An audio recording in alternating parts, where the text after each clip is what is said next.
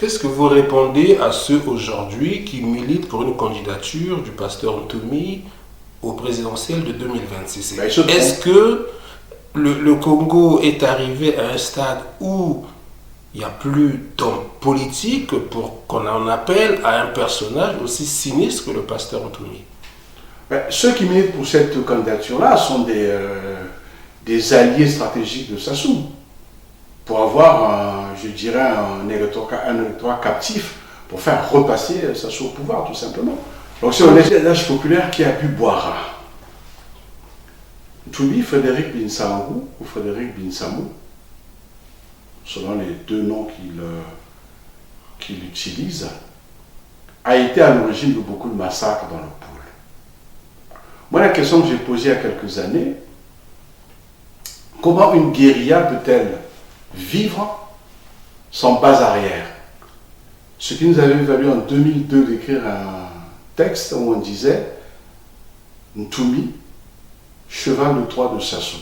Alors, M. Denis Sassou Nguesso, selon vous, ne fait rien pour le pays, mais on a d'emblée, dans l'introduction de cette interview, on a parlé de votre activité, en tout cas de votre action pour l'affaire des disparus du beach. Ce a été commencé quand la plainte a été posée en décembre 2001. Et quand on a commencé l'instruction, il nous fallait un coupable ou un présumé coupable. Et le présumé coupable faisait partie de la chaîne de commandement du pays. C'était à l'époque le général Dabira qui habitait à Bois-Parisis, donc dans la ville de Villeparisis. Donc Bois-Parisis est un quartier de Villeparisis. Donc, il avait été interrogé à l'époque par le tribunal de Meaux pour commencer cette instruction-là. Et donc, quand on avait posé cette plainte-là, c'est grâce à des victimes de ces massacres qu'on avait fait extraire du Congo et qui étaient passés non pas par Roissy, donc Paris-Roissy, mais qui étaient passés par la Suède, parce que la France ne voulait pas donner de visa à ces jeunes. Donc, c'est la Suède qui aurait donné un visa, il s'est passé par la Suède. Ils sont arrivés à Paris, donc la plainte a pu être déposée donc en décembre 2001. L'instruction s'est faite depuis. Dabira avait été interrogé, avait donné sa parole d'officier qui reviendrait pour les différents interrogatoires. Il n'est plus jamais revenu. Et c'est à ce moment-là qu'un mandat avait été lancé contre lui. Un mandat d'amener avait été lancé contre lui pour pouvoir l'amener, j'allais dire, manu militari. Mon instruction a continué.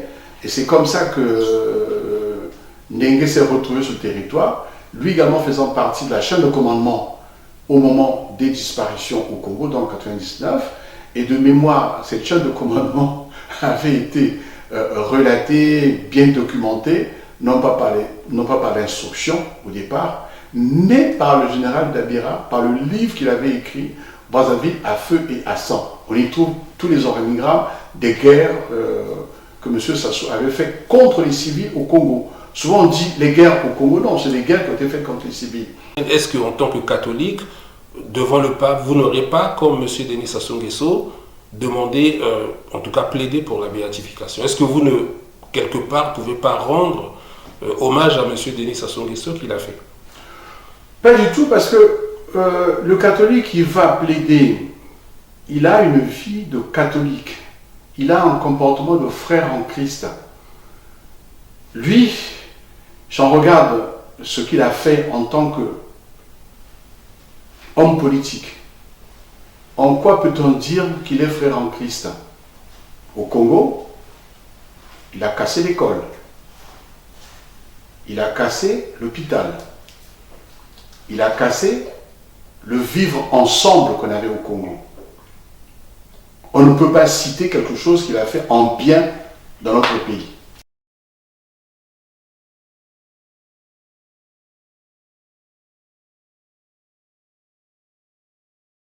Bienvenue sur Congo Liberty. Nous recevons aujourd'hui un doyen de la diaspora congolaise à Paris, le doyen Benjamin Moutsila, que beaucoup d'activistes connaissent bien. En tout cas, la jeune génération va apprendre à le connaître.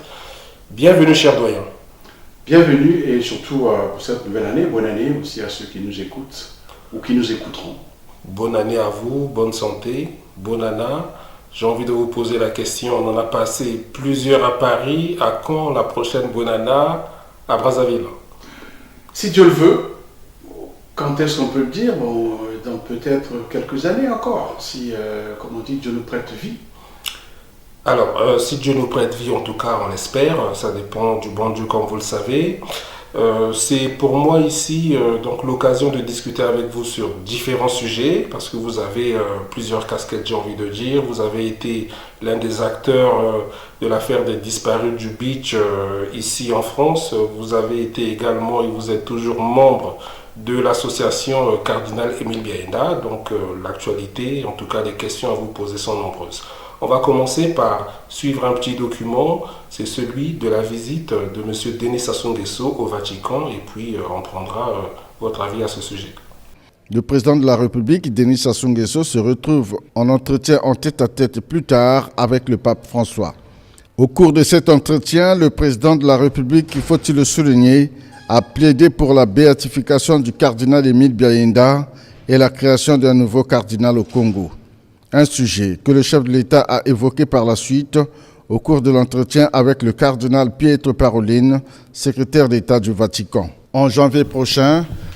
Alors je disais que si on commence par interpréter la photo qui fait apparaître, donc qui a été faite à l'issue de l'entretien qu'il y a eu entre M. Sassou et le pape François, regardons les dossiers des sièges.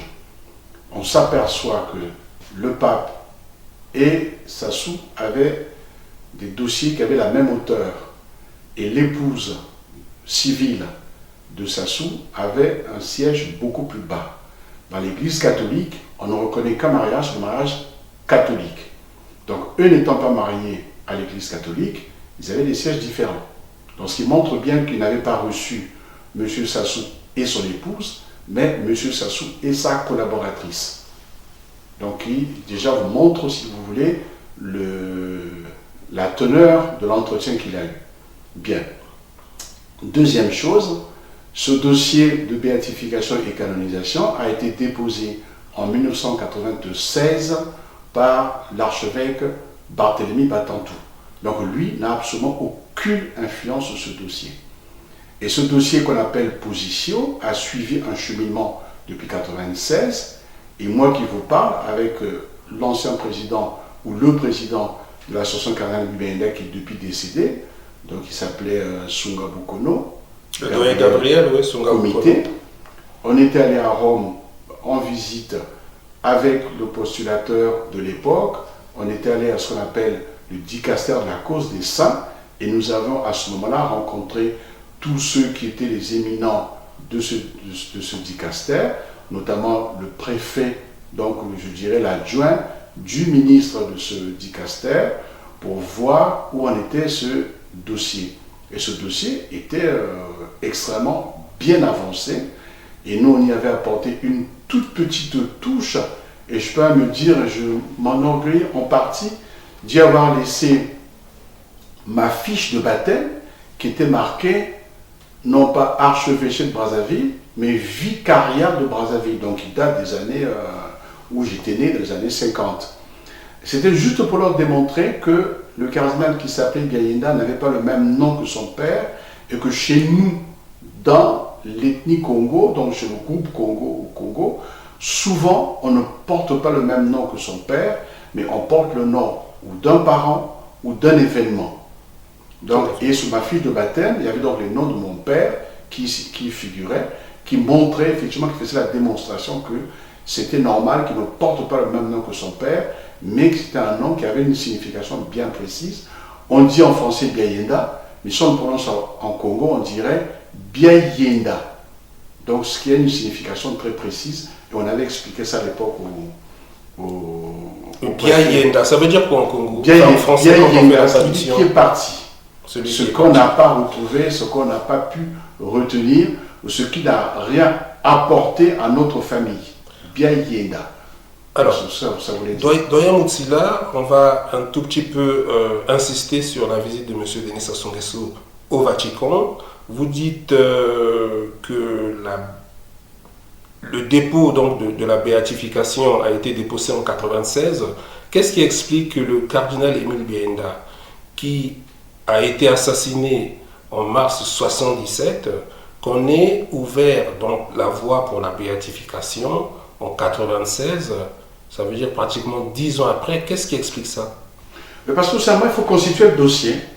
Et ce dossier-là, pour le constituer, ça prend un certain temps parce qu'il faut assembler tous les documents ou qu'il a écrits, ou les photos qui ont été faites de lui par d'autres personnes ou par lui-même, ou alors des archives qu'il avait ou qu'on peut retrouver dans les endroits qu'il a fréquentés. Et notamment en France, il y a 2 endroits qu'il a beaucoup fréquentés, 3 endroits qu'il a beaucoup fréquentés, mais 2 particulièrement où il a laissé une marque, je dirais, indélébile. C'est Lyon, où il a fait ses études, et une ville de Normandie, dans l'Orne, qui s'appelle Fresnes, où il allait souvent comme simple curé, alors qu'il était déjà cardinal. Et dans cette ville que personnellement je fréquente beaucoup, les gens y ont une mémoire, je dirais, éléphantesque, en utilisant un terme purement africain. Et là, on m'a montré des photos du cardinal allant faire les travaux des champs, ou étant avec les paroissiens de cette petite ville. Et il y a laissé une trace telle que dans l'église de cette petite ville, qui s'appelle donc Fresnes, avec un S, non, avec un accent circonflexe, l'église de la ville s'appelle Notre-Dame de la Visitation. Il y a une fresque dédiée au cardinal Émile Béinda où ils disent au père Émile, et non pas au cardinal Émile Béinda, mais ils disent au père Émile. Dans cette ville, c'est comme ça qu'on l'appelait. Il y a laissé des souvenirs, mais impérissables, quoi. Que ce soit les vieilles personnes les jeunes qui connaissent le père Émile, donc le cardinal Émile Béinda. Doyen Moutsila Benjamin, bon, moi je peux comprendre que vous défendiez votre chapelle, mais 10 ans quand même pour déposer un dossier. On sait que l'assassinat du cardinal Émile Béinda est quand même un tout petit peu, ou sinon très politique. Est-ce que l'Église catholique n'avait pas craint, en tout cas l'Église catholique congolaise n'avait pas craint en gros de fâcher M. Denis Sassou Nguesso qui à cette époque était président? Est-ce qu'il n'y a pas eu de crainte quelque part? Parce que 10 ans, ça paraît quand même beaucoup. On voit des martyrs de la foi ou des personnalités catholiques qui sont assassinés et 1 mois, enfin j'exagère peut-être, 1 année après, le dossier est instruit. Est-ce que là, vous ne pouvez pas reconnaître qu'il y a peut-être eu des craintes des catholiques congolais? Pas du tout, parce que tout simplement, un dossier comme celui-là qu'on appelle une position, c'est un dossier qui est assez ardu. C'est un peu comme quand on prépare une thèse dans toutes les disciplines qui peuvent exister, soit le droit, la médecine ou la sociologie ou les lettres ou d'autres disciplines. Il faut toujours du temps pour préparer un dossier. Pour ceux qui ont déjà fait une thèse, il faut compter entre 3 et 4 ans pour préparer une thèse. Mais pour un dossier comme celui-là, qui est beaucoup plus ardu, qui demande beaucoup plus de matière, qui demande beaucoup plus de réflexion, qui demande beaucoup plus d'apport, il faut quand même beaucoup plus de temps. Nous, il a fallu 10 ans. 10 ans, c'est pas beaucoup. Si vous comparez à Jeanne d'Arc, qui est une grande sainte de France, il a fallu beaucoup plus que 10 ans. Si on prend Sainte Thérèse, il a fallu beaucoup plus de temps. Et pour cela, il faut être outillé pour déposer un dossier comme celui-là. Or, chez nous, on n'avait jamais déposé un dossier comme celui-là.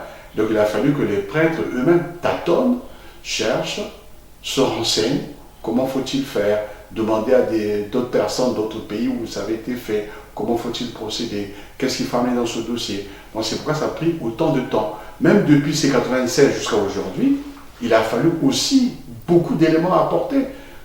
À titre d'exemple, les dossiers qui étaient à Fresnes, la ville dont je parlais tout à l'heure, Fresnes en Normandie, les dossiers ont été déposés que très tard. Quand je dis très tard, personnellement, je suis passé en 2021 de mémoire. C'est à ce moment-là que toutes les photos et certains documents qui s'y trouvaient avaient été en partie numérisés, m'ont été confiés par mail et j'ai transféré autant à comité et aux postulateurs en passant par les spiritains, parce qu'il fallait les remettre en page, faire une mise en page numérique avec des notes de bas de page et transférer tout ça au Vatican. Donc il a fallu du temps. Donc ça ne se fait pas comme ça. On voit bien qu'il n'y a peut-être pas de passe-droit au niveau du Vatican, parce que ce dossier a quand même été instruit pendant le pontificat de Jean-Paul II, qui était un ami du cardinal Émile Béinda, si je ne me trompe pas, en tout cas de ce que je sais. Tout à fait, mais le pape n'a pas de regard sur ces dossiers-là. Ces dossiers sont directement instruits par le dicaster de la cause des saints, et le pape ne les voit qu'au dernier moment, quand ces dossiers sont totalement instruits, donc écrits, instruits, déposés dans les mains de cardinaux. Les cardinaux travaillent sur ces dossiers-là pendant encore quelques années, et c'est ensuite qu'ils arrivent sous la table du pape. À titre d'exemple, en prenant le cas seulement du dossier de cardinal Beyenda, au 40e anniversaire, quand le cardinal Parolin est arrivé à Brazzaville, il a été, lui, pourtant secrétaire d'État du Vatican, donc deuxième personnalité du Vatican. C'est là qu'il s'est rendu compte qu'il y avait un dossier du cardinal Beyenda au Vatican en pleine instruction. Parce que partout où il passait, tous les Congolais qu'il a pu rencontrer lui parlaient de Tata Beyenda. Et je disais, mais attendez, mais pourquoi vous l'appelez Tata Beyenda alors qu'il était cardinal? Et c'est là qu'il a compris, par la ferveur de la vénération qu'avaient les Congolais vis-à-vis de ce personnage de l'Église, que c'était quelqu'un qui, pour l'Église du Congo, avait une grande importance. Et c'est un peu lui, en partie, parce qu'il a connu ce dossier en arrivant à Brazza, qui a un peu accéléré ce dossier. Et c'est ce qui fait qu'à partir de 2021 de mémoire, on a commencé officiellement à dire le vénéré cardinal Émile Beyenda, et dès 2019, on a commencé à dire le martyr de la foi cardinal Émile Beyenda. Doyen Moutsila sur Congo Liberty, on est sur, on va dire, l'affaire ou les coulisses de la demande de béatification du cardinal Émile Beyenda. Alors on va venir à une question que beaucoup de Congolais se posent et que moi-même me pose, enfin que je me pose moi-même, pardon. Qu'est-ce qui a été mis dans le dossier de demande de béatification? Est-ce qu'il est mentionné, comme le pensent certains, que le cardinal Émile Beyenda a tout simplement été assassiné pour des raisons ethniques et politiques? Est-ce qu'on a précisé que le cardinal Émile Beyenda a été tué et assassiné vivant? Alors, nous sommes dans le droit canon. Nous ne sommes pas dans le droit pénal. Le droit pénal, on parlera d'assassinat, on parlera de torture, on parlera de tout ce qui est condamné par le droit, d'une façon générale. Dans le droit canon, on ne parlera que de martyr de la foi. Quelqu'un qui meurt pour sa foi, il est considéré comme martyr de la foi. Et c'est ce qui fait que le cardinal Beyenda, dans ce dossier-là, on ne parlera que du martyr de la foi du premier cardinal de l'Église catholique en Afrique. On ne dira pas autre chose que ça. Mais on sait qu'il a été assassiné. Alors, pour poser clairement la question, alors, Doyen Moutsila, on va aller droit au but. Le cardinal Émile Beyenda a été assassiné de mémoire le 23 mars 1977, où M. Denis Sassou Nguesso, l'actuel président du Congo, était l'homme fort, en tout cas en tant que ministre de la Défense. Beaucoup disent que M. Denis Sassou Nguesso est l'instigateur ou le commanditaire de l'assassinat du cardinal Émile Beyenda et de toutes les autres personnalités politiques et civiles qui ont été assassinées pendant cette période. Est-ce que dans le dossier, puisque vous parlez de martyr de la foi, encore que vous nous direz ce que ça veut dire, est-ce qu'on va mentionner ou décrire le déroulé de l'assassinat du cardinal Émile Beyenda dans cette demande? Alors, on ne décrira pas la tuerie du cardinal Émile Beyenda, on ne décrira pas l'assassinat du cardinal Émile Beyenda comme on le fait dans un dossier d'instruction de droit pénal, mais là on parlera uniquement, ou si vous voulez, le terme qui pourrait être utilisé, et ça je me garde bien parce que je n'ai pas lu le dossier tel qu'il a été écrit, mais tel qu'il a été écrit, il nous a été plus ou moins, je dirais, décrit par le préfet et par le postulateur, ou ceux qui l'écrivaient avec le postulateur. On aura la même date de sa mort, mais on dira tout simplement qu'il est entré dans la vie en martyr de sa foi. Mais on ne dira pas qu'il a été assassiné par tel individu. Et est-ce que vous avez été donc choqué, puisqu'on parle là de l'assassinat du cardinal Émile Beyenda, que M. Denis Sassou Nguesso, en tout cas du communiqué qui a suivi de ses services de presse, ait plaidé pour la béatification du cardinal Émile Beyenda, lorsqu'on sait et qu'on connaît les conditions dans lesquelles il a été assassiné. J'ai pas été choqué, mais ça m'a plutôt fait rire, pour ne pas dire, ça m'a fait rire aux éclats, comme on dit vulgairement, à m'en taper les côtes et à la limite à tomber par terre, parce que c'était d'une goujaterie et d'une bêtise incommensurable. Bon, mais ça fait partie de ce qu'on appelle la propagande, hein, donc il faut bien que quelque part il se fasse une petite publicité sur ce qu'il n'a jamais fait ou ce qu'il ne pourra jamais réaliser. Parce qu'il ne peut pas être,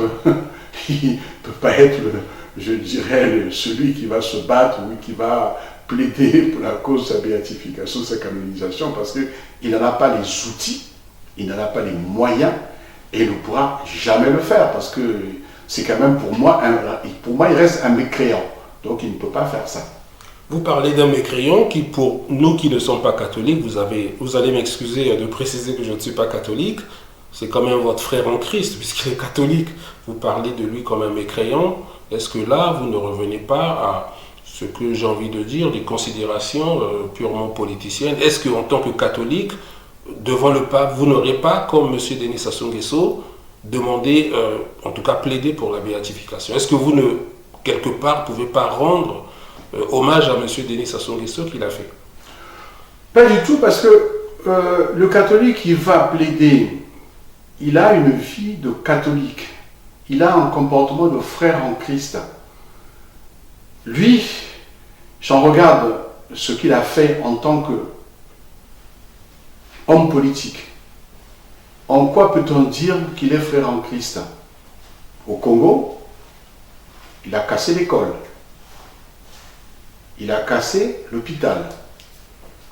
Il a cassé le vivre ensemble qu'on avait au Congo. On ne peut pas citer quelque chose qu'il a fait en bien dans notre pays. On ne peut pas. En 40 ans de pouvoir, qu'est-ce qu'il a fait de bien dans notre pays? Rien. À part, lui, sa clique, ses amis, faire des fêtes à longueur de journée, à longueur d'année, avec les fonds publics de l'État. Ça m'a fait penser, ça me fait penser à une interview qui a été faite plutôt d'un personnage que je n'ai pas en odeur de sainteté, hein, que je n'ai pas comme ami, qui s'appelle Robert Bourgi, à qui on demandait, mais les chefs d'État africains, vous les connaissez, vous les fréquentez, est-ce que vous ne leur posez pas la question si, pourquoi il n'y a pas la santé, pourquoi il n'y a pas l'éducation chez vous? Et il a répondu en disant, j'ai posé les questions à Denis, il m'a répondu, il m'appelle chef, donc j'ai posé la question à Denis en lui demandant, mais je suis allé visiter l'université, les portes étaient cassées, les fenêtres n'avaient pas étaient des courants d'air. Mais pourquoi tu ne fais rien pour l'université, tu ne fais rien pour la santé? Et le même Sassou qui lui répond, t'occupe pas de ça, ça c'est ce que racontent les gens. Alors que lui est allé visiter l'université. Donc c'est pour dire que c'est quelqu'un qui est plus qu'un mécréant, quoi. Je n'ai pas d'autre terme de qualificatif pour lui, quoi. C'est pourquoi je l'ai appelé mécréant, parce que bon, il ne fait rien pour le pays. Vous qui étiez proche des présidents africains, est-ce que vous discutiez avec eux de leur peuple qu'ils dirigeaient? Est-ce que la pauvreté de certaines personnes qui vivaient justement dans ces pays-là, ça affectait ces présidents-là? Est-ce qu'ils œuvraient pour leur peuple ou ils étaient très peu concernés en réalité? Moi, j'ai une chose à vous dire. Très souvent, je disais à Sassou Nguesso, j'ai toujours dit la vérité aux chefs d'État. Je leur ai dit à Sassou, je l'appelais Denis. Je dis, Denis, il n'y a pas d'hôpitaux dans ton pays. Il n'y a pas de route, il n'y a rien. Je suis allé faire un tour à l'université, en ville. Il n'y a rien. Il n'y a pas de banc, il n'y a pas de vitres, il y a rien. Tu perds ton temps, chef. Il m'appelait chef, Sassou. Il m'a toujours appelé chef. Alors, Monsieur Denis Sassou Nguesso, selon vous, ne fait rien pour le pays, mais on a d'emblée, dans l'introduction de cette interview, on a parlé de votre activité, en tout cas de votre action pour l'affaire des disparus du beach. Vous avez donc, avec d'autres Congolais bien sûr, participé à l'instruction de ce dossier en France. Est-ce que vous pouvez revenir, en tout cas faire un peu l'historique de cette affaire en France, où se trouve le dossier, et peut-être pour les nouvelles générations, parler également de l'arrestation de M. Jean-François Ndengue, à la prison de la Santé. Est-ce que vous pouvez, s'il vous plaît, nous rappeler un peu tous ces événements? Une arrestation qui pourrait bien relancer une affaire vieille de 14 ans. Norbert Dabira, général congolais, a été interpellé ce jeudi en banlieue parisienne par les autorités françaises. Actuellement membre du gouvernement de Brazzaville, ce sexagénaire est mis en examen pour crime contre l'humanité à propos d'une enquête toujours irrésolue, l'affaire des disparus du Beach. 1999. 353 jeunes réfugiés congolais partent en bateau de la République démocratique du Congo direction le Congo-Brazza. Un retour dans leur pays après avoir fui la guerre civile. Une fois accostés au Beach, le principal port de Brazzaville, on ne les retrouvera jamais. Selon des ONG, des policiers les auraient arrêtés pour les interroger avant de disparaître. D'autres sources parlent d'un massacre commis par les hommes du pouvoir. Des allégations jamais prouvées. 3 ans plus tard, une enquête est ouverte en France au nom du principe de compétence universelle. Principale personne visée, 15 hauts gradés de l'armée de la police congolaise, dont Norbert Dabira, mais aussi le chef d'État Denis Sassou Nguesso. Tous ont été acquittés à Brazzaville. Après des années d'imbroglio juridique, le général Dabira faisait jusqu'ici office de témoin assisté dans l'enquête française. Ce jeudi, l'homme a été arrêté près de sa maison de campagne proche de Paris pour enlèvement, disparition et actes de torture. Ce proche du président Denis Sassou Nguesso se dit totalement innocent. Les familles des 353 disparus du Beach réclament toujours que justice se fasse. Tous ces événements. Oula, rapidement, c'est très long, c'est bon, j'ai essayé de faire assez historiquement pour ne pas me tromper de date. Bon, vous me rappellerez si je saute un passage. L'instruction a été commencée quand la plainte a été posée en décembre 2001. Et quand on a commencé l'instruction, il nous fallait un coupable ou un présumé coupable. Et le présumé coupable faisait partie de la chaîne de commandement du pays. C'était à l'époque le général Dabira qui habitait à Bois-Parisis, donc dans la ville de Villeparisis. Donc Bois-Parisis est un quartier de Villeparisis.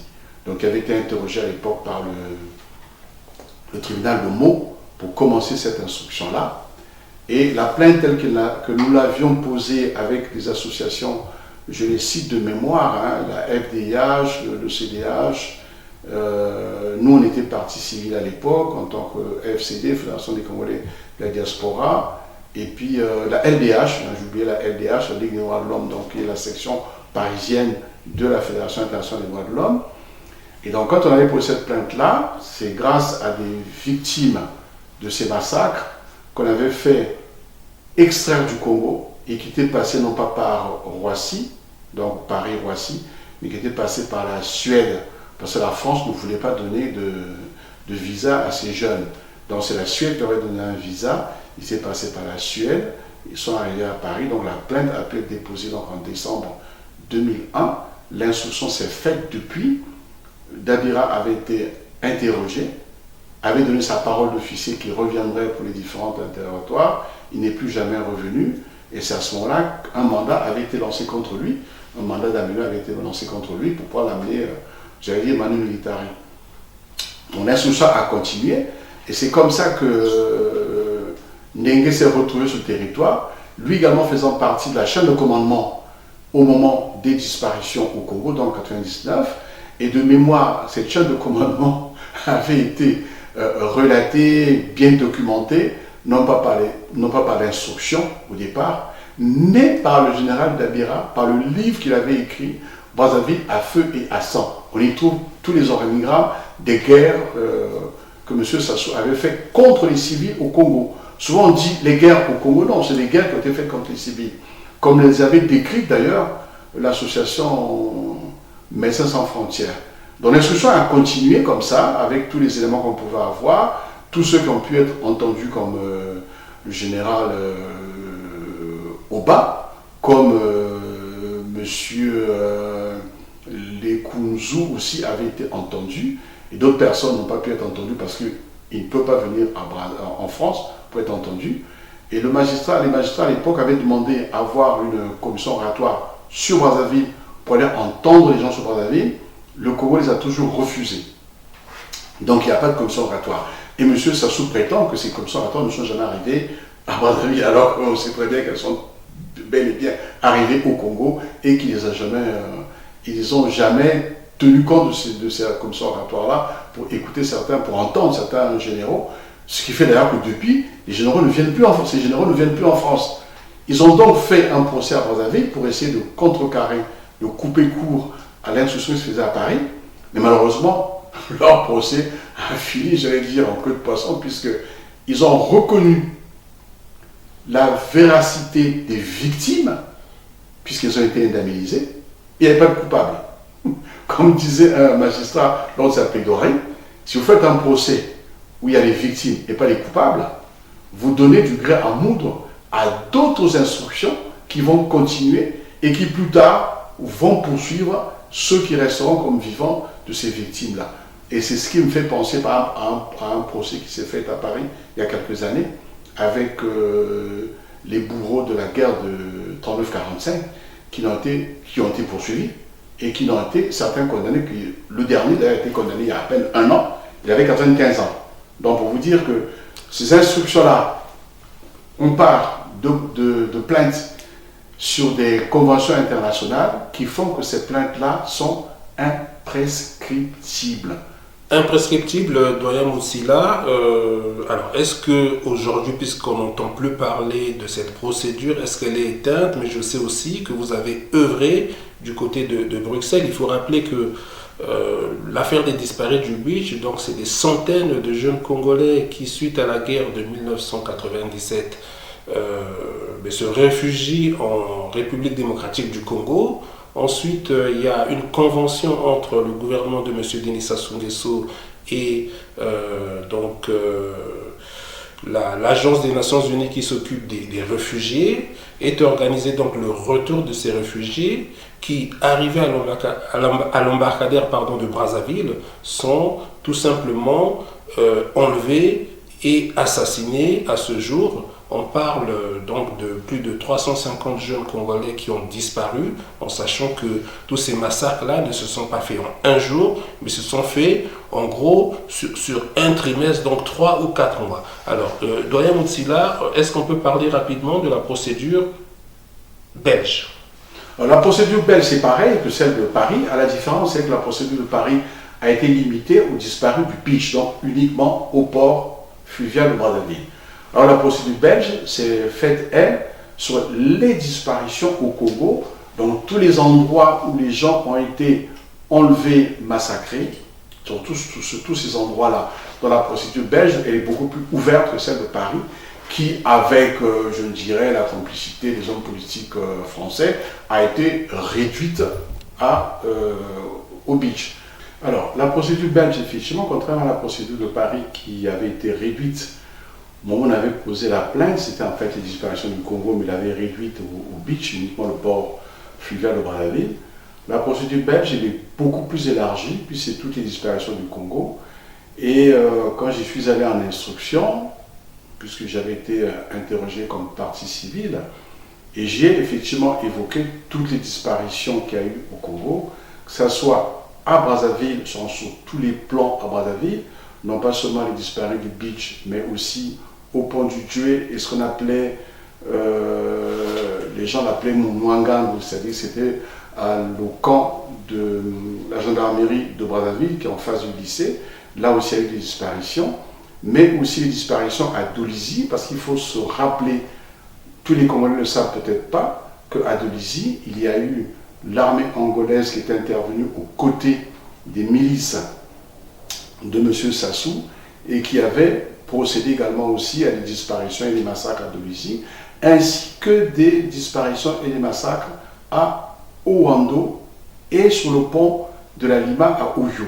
Donc tous ces endroits-là font partie de la procédure belge qui sont en instruction. Et là aussi, comme on disait au début de notre interview, c'est que ces deux plaintes sont basées sur la Convention contre la torture de Rome. Et cette convention-là fait que ces plaintes deviennent imprescriptibles, c'est-à-dire qu'elles sont à vie. Donc, quelles que soient les années futures, il suffira qu'il y ait des éléments nouveaux qui arrivent, l'instruction continuera et l'instruction ne sera jamais éteinte. Et surtout qu'aujourd'hui, il y a une chose qui est attendue dans ces deux instructions-là, C'est ce qu'on appelle en termes de droit, transport sur les lieux des crimes, c'est-à-dire aller sur place dans la ville. Et c'est des commissions oratoires qui avaient été émises soit par le procureur de Paris que par le procureur royal de Belgique, donc de Bruxelles, qui permettra donc à ces commissions d'aller sur place à Brazza, continuer à enquêter, continuer à avoir d'autres éléments pour pouvoir donc arriver un jour à des procès. Doyen Moutsila sur Congo Liberty, là on est en train de parler donc de deux procédures, celle des disparus du beach à Paris et celle d'autres disparus qui intègrent plusieurs disparitions, vous avez rappelé, dont celle de Dolizy.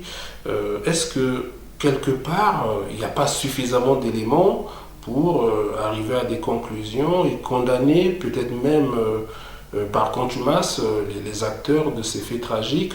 Est-ce que tout ça n'est finalement pas politique quand on sait également que le général Ndengue a été sorti de la prison de la santé en pleine nuit? Est-ce que quelque part vous n'avez pas été instrumentalisé? Alors, instrumentalisé non, parce que le droit a sa procédure, le droit a ses procédures. Les procédures pénales ne sont pas, je dirais, dans le temps de l'homme, dans le temps des individus ou dans le temps des associations. Le droit a son propre temps, a son propre calendrier, à partir des procédures. Donc ces procédures-là sont amenées, peuvent être très très longues, mais l'homme n'a pas à se décourager par rapport à ces procédures-là, parce qu'à un moment donné, elles aboutiront même au bout de quelques années. Quand on prend par exemple la guerre de 39-45, il y a des procédures qui n'ont abouti que 45 ans, 60 ans plus tard. Donc là, c'est exactement la même chose. Moi, je suis tout à fait confiant, je dirais pas optimiste, mais je suis tout à fait confiant dans le droit. Ces procédures aboutiront un jour. Et c'est pour ça d'ailleurs qu'au Congo, on a fait une autre constitution en 2015.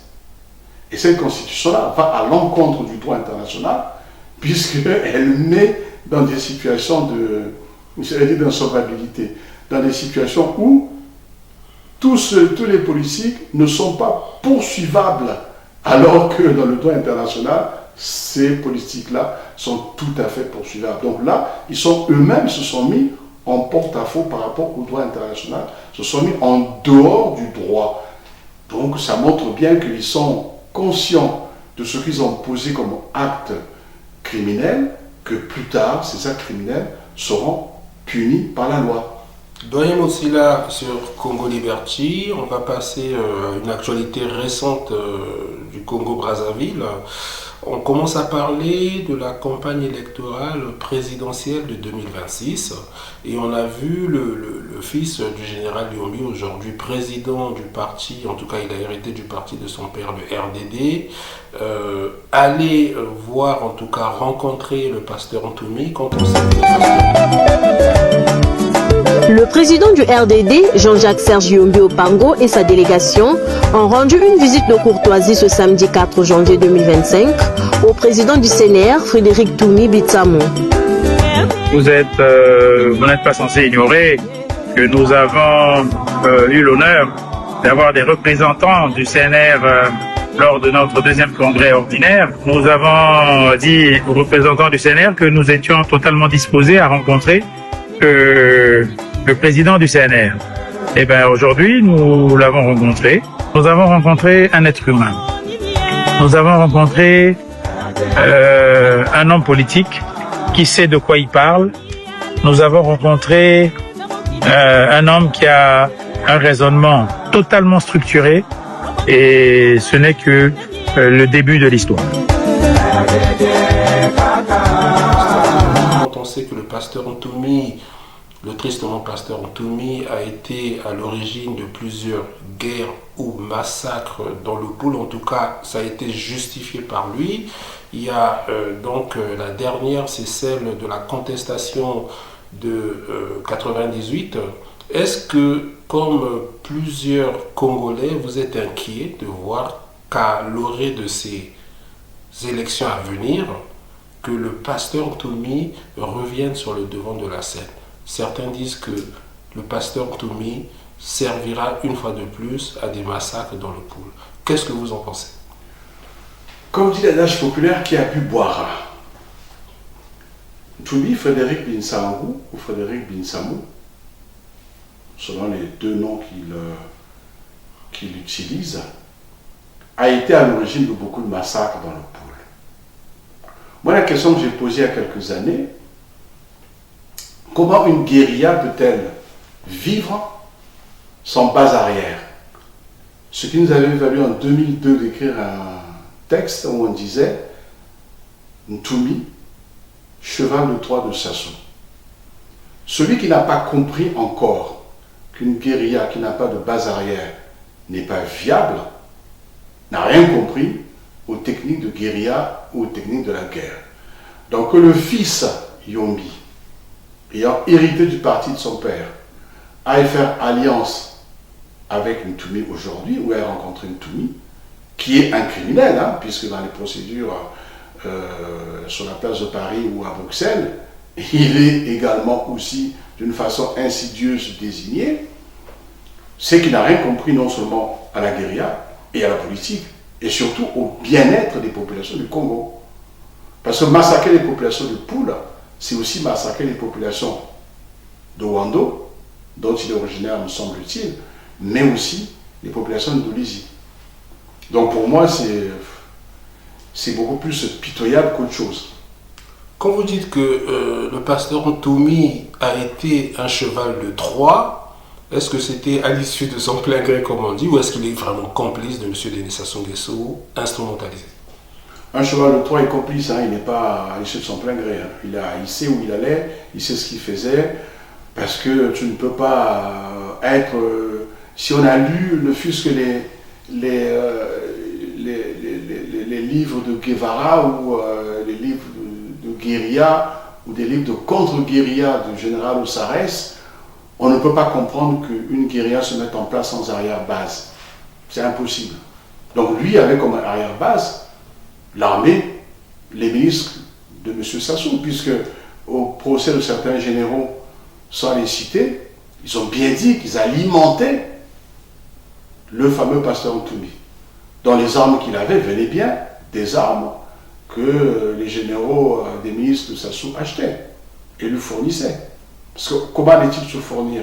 Comment allait-il se fournir en carburant dans un département totalement enclavé?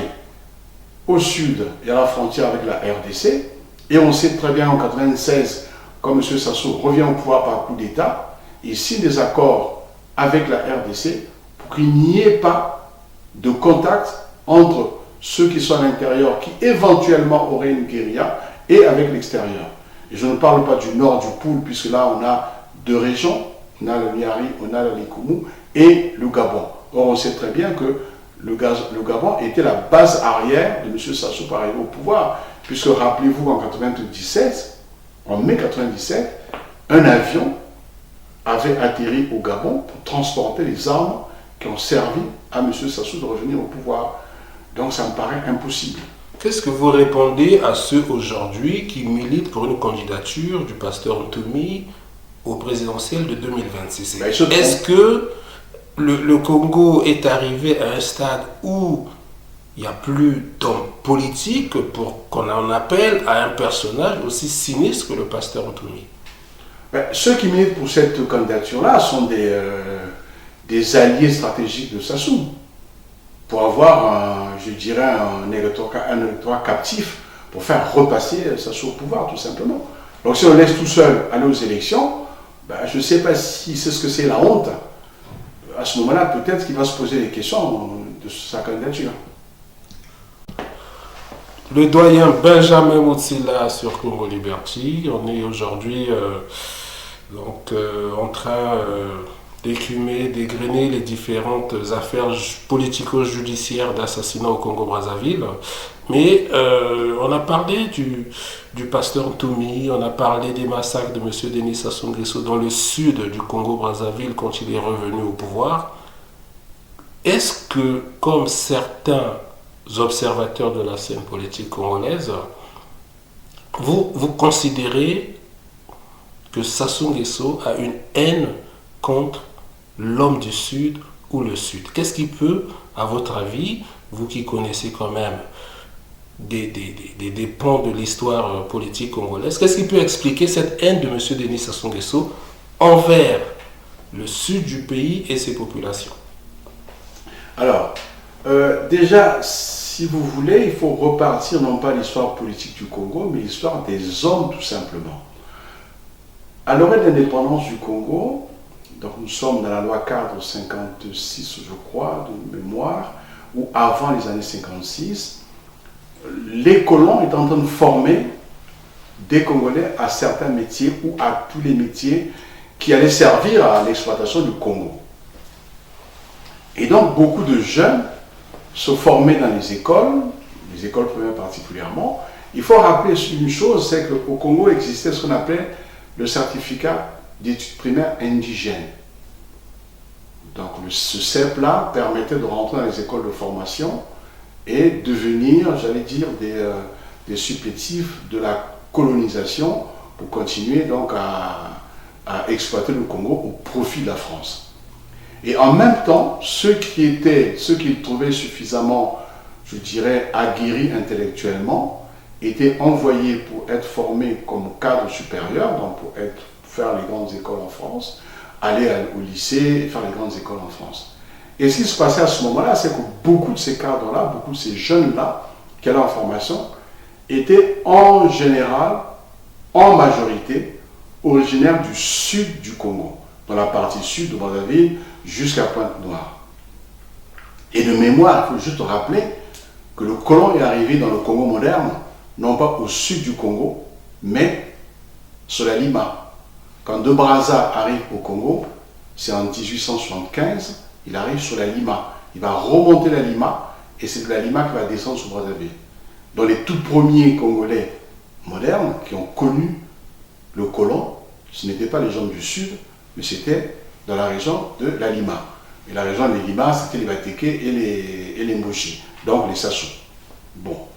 Mais les tout premiers qui vont faire les grandes écoles, qui vont aller à l'école, qui vont être formés, qui vont monter des aptitudes d'apprentissage, ce sont les hommes du Sud. Les premiers prêtres congolais formés, c'était deux, l'abbé Célestin Maondé, qui est mort à Paris et enterré à Cheville-la-Rue. Le deuxième s'appelait Dougourlé, qui est mort à Bambama, donc dans la partie de la RDC vers Boma-Matadi, et qui est enterré à Diosso. Et ensuite, d'autres prêtres ont été formés, d'autres cadres ont été formés. Et quand on arrive dans les années 50, on commence à former de plus en plus de cadres. Des prêtres ont été formés pendant tout ce temps-là, mais d'autres cadres vont être formés aussi. Il fallait passer par les lycées français pour arriver à être formé. Si je remonte, je saute, comme on dit, d'un pied sur un autre, j'arrive au niveau de l'armée par exemple. Les cadres sont formés à l'armée, les tout premiers à être formés, il aurait fallu être formés par ce qu'ils appelaient la grande école militaire Saint-Cyr. Pour faire Saint-Cyr, il n'y avait qu'une seule possibilité. Le bac, la section qu'on appelait Corny, c'est-à-dire la section préparatoire au concours de Saint-Cyr, qui se trouvait à l'époque au lycée Hoche à Versailles, et les tout premiers qui rentrent, donc après leur baccalauréat, les tout premiers qui rentrent, après donc non seulement leur baccalauréat, mais l'école préparatoire, c'est Kimboalankaya, c'est un nom du Sud, Ngoma, lui, Sylvain, c'est un homme du Sud.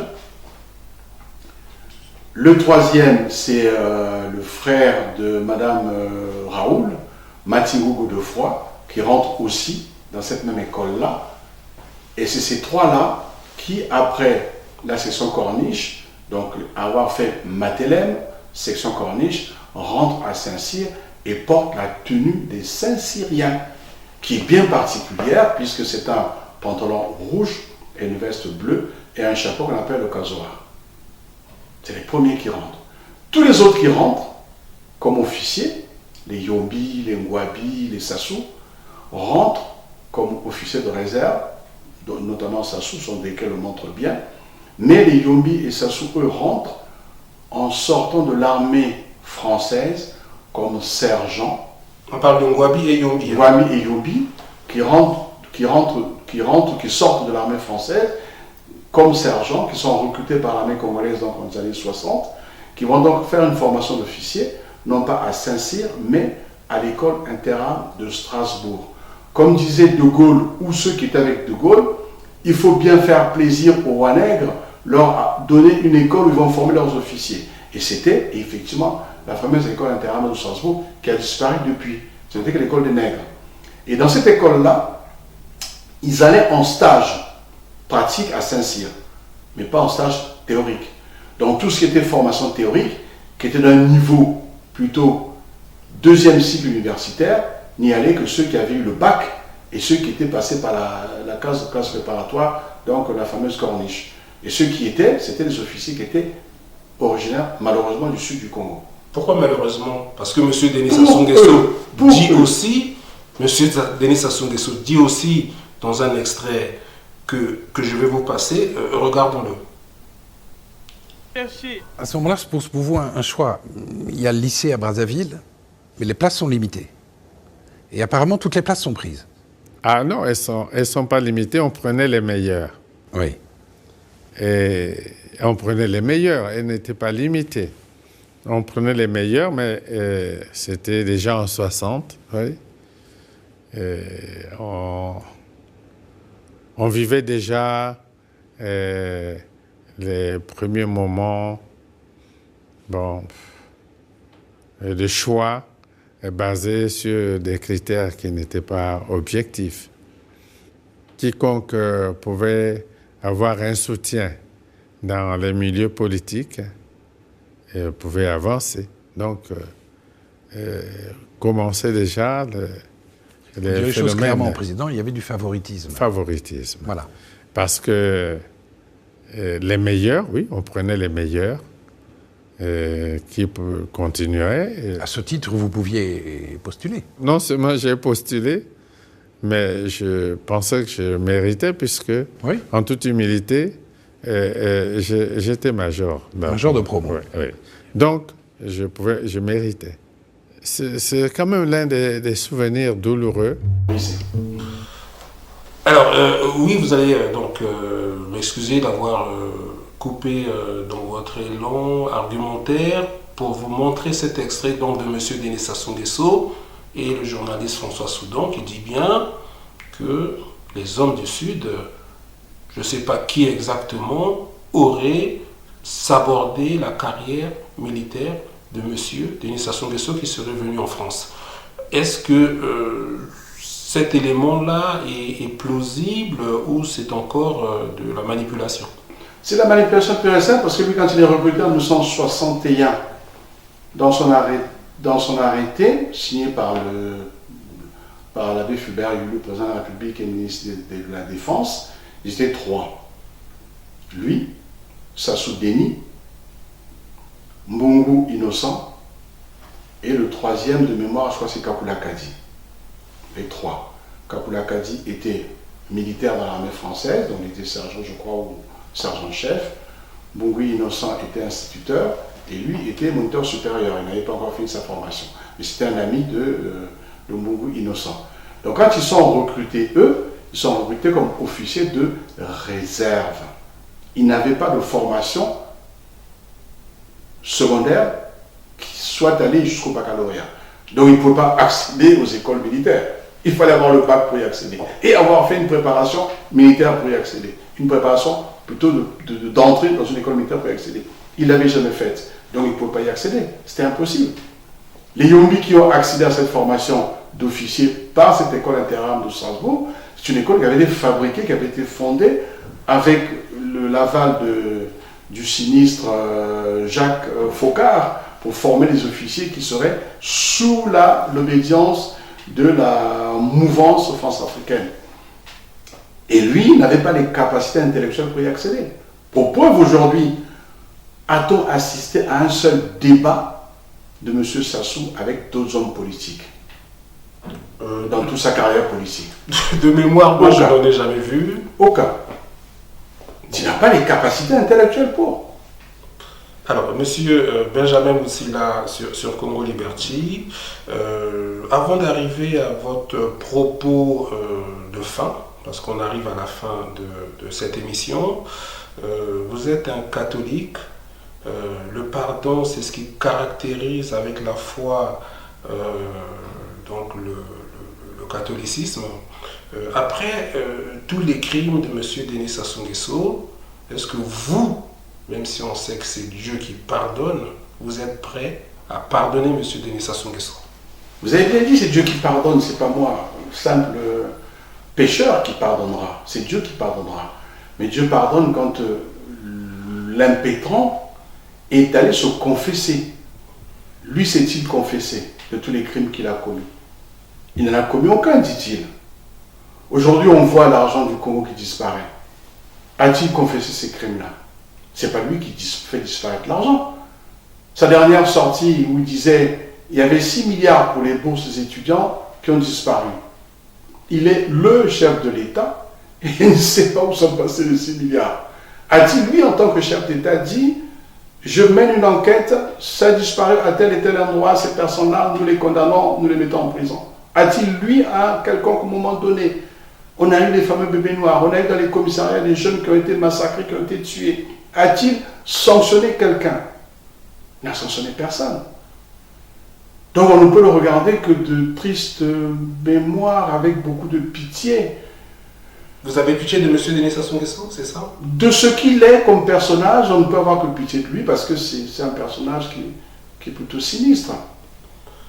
Doyen Mutsila sur Congo Liberty, bon, on a parlé de politique, votre pays, le Congo-Brazzaville, aujourd'hui est pratiquement en cessation de paiement, avec le pouvoir totalitaire de M. Denis Sassou Nguesso. Quel est, à votre avis, l'avenir du Congo-Brazzaville? En tout cas, comment le sortir de cette mauvaise passe et qu'est-ce que vous proposez, vous, comme solution? Parce que je sais que vous avez aussi beaucoup réfléchi sur les questions de sortie de crise au Congo-Brazzaville. C'est quoi votre solution à vous? Aujourd'hui, à mon âge, je ne peux plus proposer de solution, sinon que la seule, que les jeunes se prennent en charge, que les jeunes prennent en charge le devenir du Congo, parce que c'est eux qui l'ont en devenir. Nous, à nos âges, on n'a plus de devenir du Congo. Nous sommes plutôt... On ne peut que être, effectivement, oui, conseiller quelques petites choses de temps en temps, mais le devenir du Congo est aujourd'hui à la charge des jeunes générations. Nous, on saura les accompagner pour ne pas rentrer dans les arcanes, je dirais, des mauvaises pistes, mais c'est à eux de définir le devenir du Congo. Ce n'est plus à nous. Écoutez, vous dites que ce n'est plus à vous, mais quand on voit au Cameroun le président Paul Biya qui dit en gros qu'il est toujours à la disposition de son pays pour continuer son œuvre, M. Denis Sassou Nguesso aujourd'hui à 82 ou 83 ans continue, devant eux vous êtes encore jeune, donc vous pouvez, demain avoir un destin national au Congo-Brazzaville. C'est vrai, je ne le nie pas, je ne l'ai jamais nié d'ailleurs, mais ce sera sur une courte durée, un peu comme Mandela quand il est arrivé. Mandela a fait un mandat, tout le monde criait pour qu'il fasse un deuxième mandat, il avait dit je fais un mandat et je vais m'asseoir. Il a fait un. Est-ce que vous avez un dernier mot pour clôturer cette interview? Effectivement, un seul mot, c'est l'espoir. L'espoir dans cette jeunesse, l'espoir dans ce pays, dans le devenir de ce pays, parce que comme on dit, un pays est toujours présent et un pays a toujours l'avenir. Merci, cher doyen Benjamin Mutsila, pour votre disponibilité. En tout cas, vous n'avez pas hésité à répondre présent à l'appel de Congo Liberty. On vous remercie. En tout cas, comme vous le savez, Congo Liberty est un site que vous avez vu naître.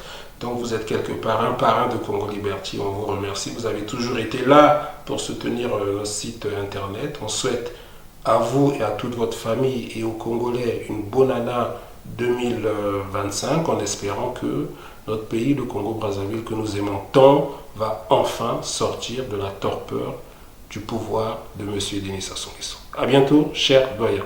Merci beaucoup.